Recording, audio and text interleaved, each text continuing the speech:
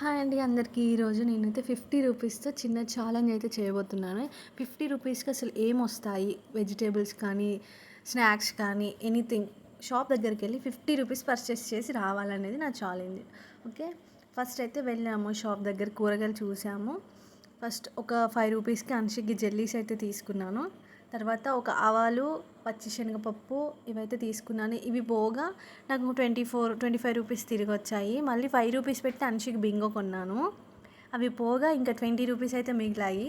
30 rupees పోగా 20 rupees మిగిలితే ఆ 20 రూపీస్‌కి హాఫ్ కేజీ బీరకాయలు అయితే నాకు వచ్చాయి. మా అత్తమ్మ వాళ్ళ ఇంట్లో హోమ్ మేడ్ అనమాట. ఇంట్లోనే పండిస్తారు. All type of vegetables available. So ఈ 3 అయితే నేను తీసుకున్నాను. ఆవాలు, శనగపప్పు, బీరకాయ ఈ 3 అయితే వచ్చాయి 50 రూపీస్ పర్చేస్ తోటి.